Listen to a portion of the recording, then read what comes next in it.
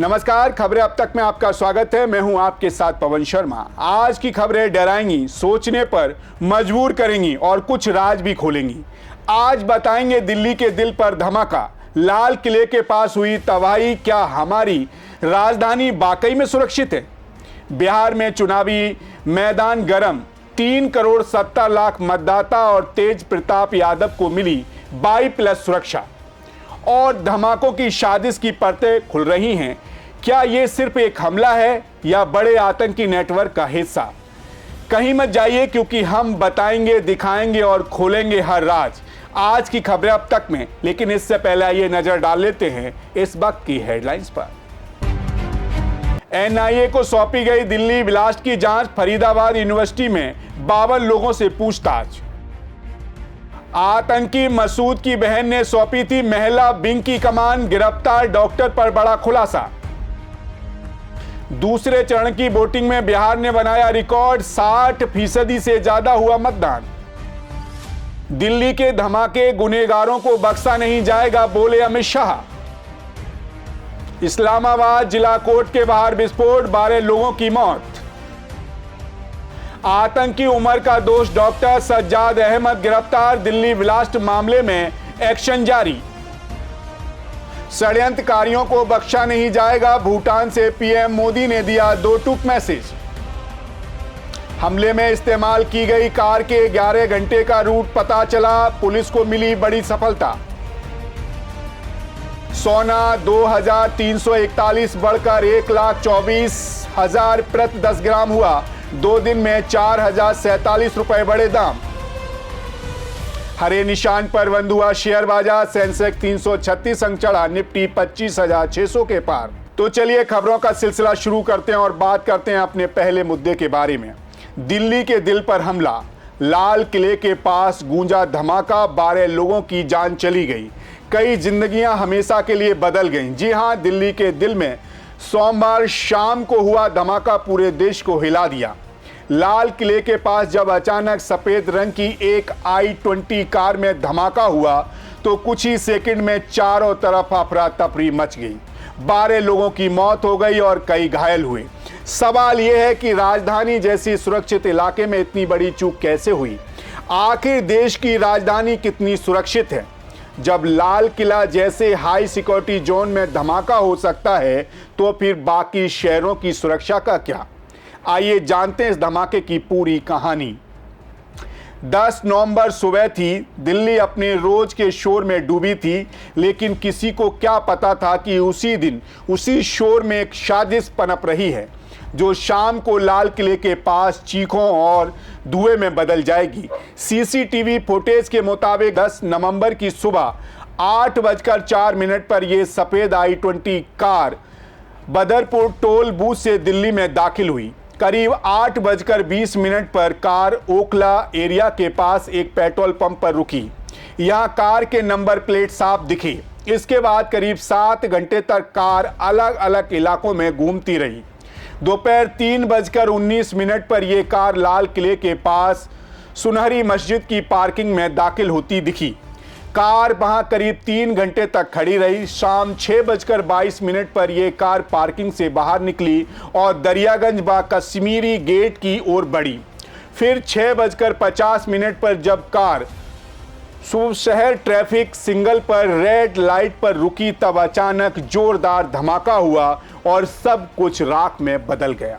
आसमान में धुआं, चारों तरफ अफरा तफरी और सन्नाटा तोड़ती चीखें। धमाका इतना तेज था कि 6 गाड़ियां और 3 ऑटो रिक्शा जलकर खाक हो गए। 12 लोगों की मौत हो गई और कई गंभीर रूप से घायल हो गए, जो अभी भी अस्पताल में जिंदगी से जंग लड़ रहे हैं।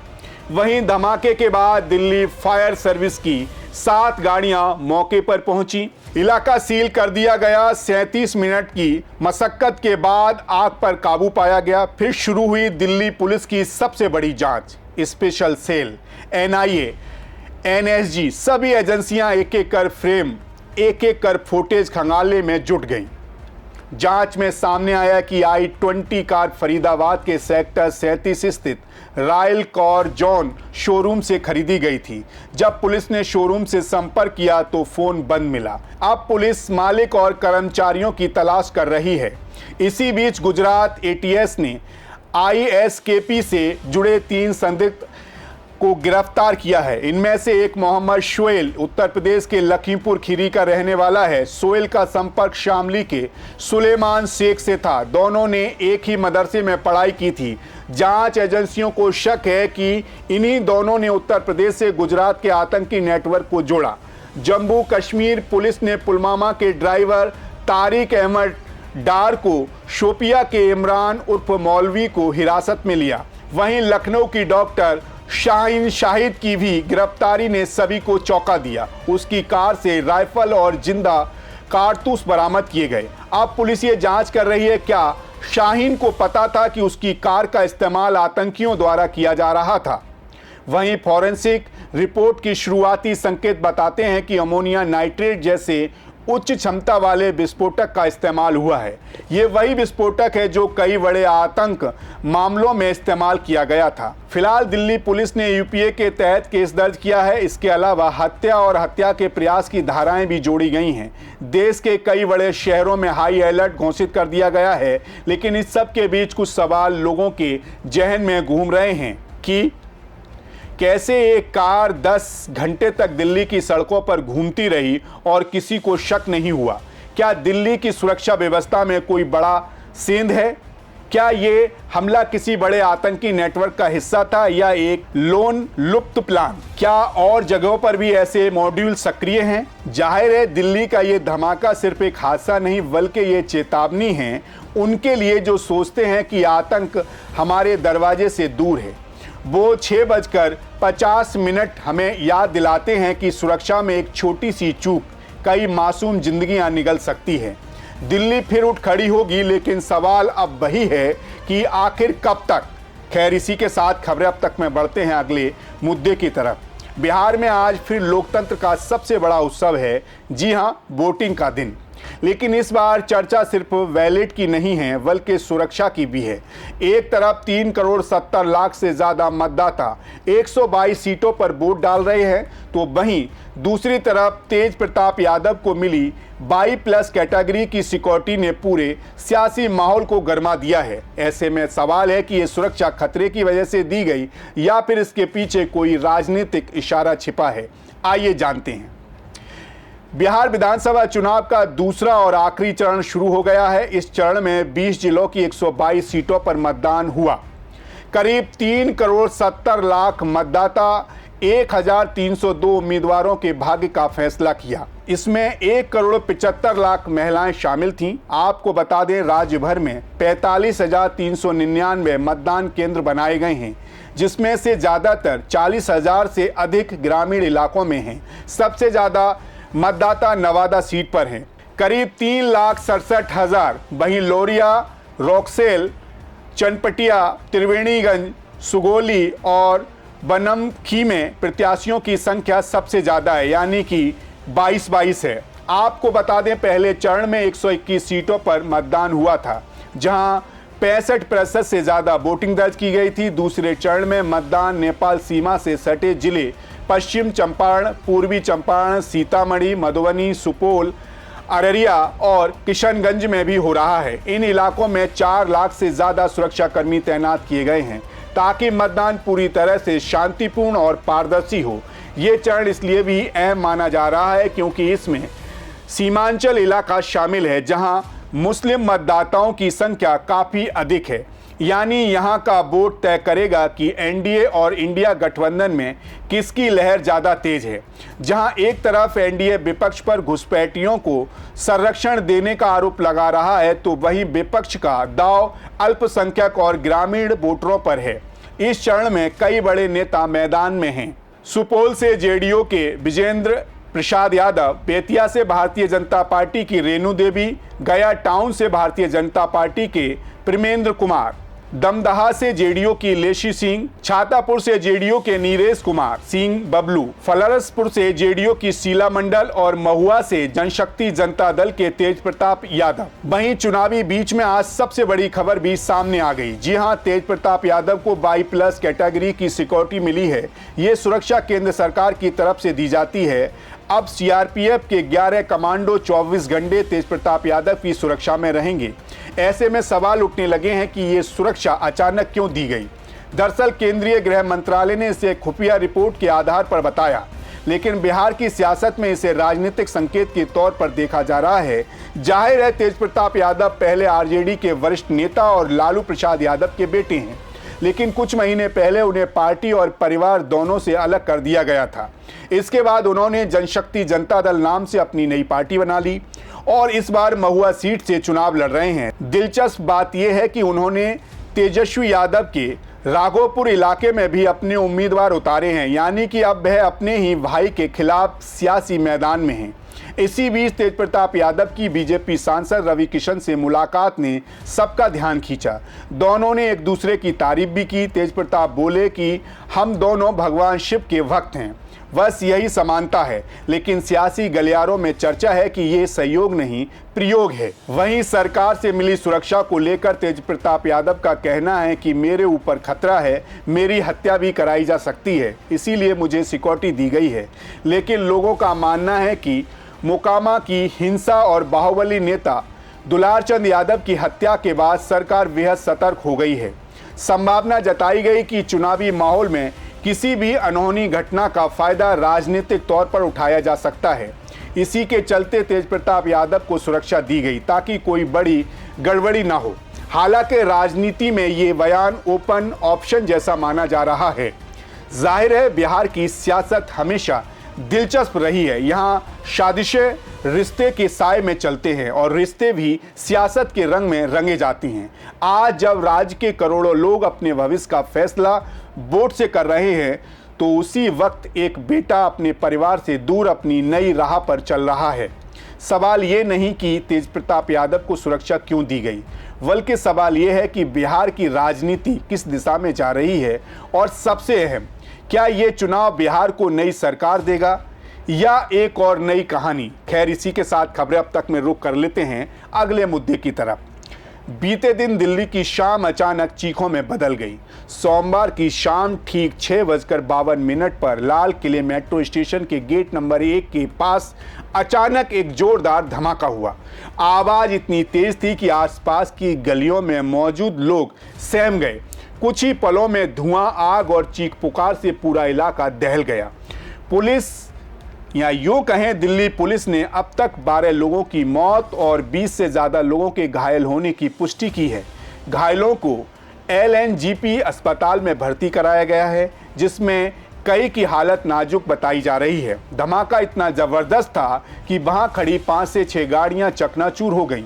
मेट्रो स्टेशन के शीशे टूट गए और सड़कों पर लहूलुहान लोग मदद के लिए चिल्लाते नजर आए। एक चश्मदीद ने बताया कि धमाका जैसे ही हुआ सब कुछ थम गया। चारों तरफ धुआं था, लोग भाग रहे थे, किसी की टांग उड़ी थी, किसी का हाथ। वहीं डॉक्टरों ने बताया कई घायलों के शरीर में छर्रे और कंक्रीट के टुकड़े घुसे हुए हैं। ऑपरेशन थिएटर में लगातार सर्जरी चल रही है। वहीं धमाके के बाद जांच की दिशा ने एक नया मोड़ ले लिया है। सूत्रों के मुताबिक दिल्ली विलास के तार उत्तर प्रदेश से जुड़े हो सकते हैं। अहमदाबाद से पकड़े गए ISKP मॉड्यूल्स के 3 संदिग्धों में से एक लखीमपुर खीरी का रहने वाला है। वहीं जम्मू कश्मीर पुलिस ने लखनऊ की रहने वाली एक महिला डॉक्टर शाहीन शाहिद को गिरफ्तार किया है।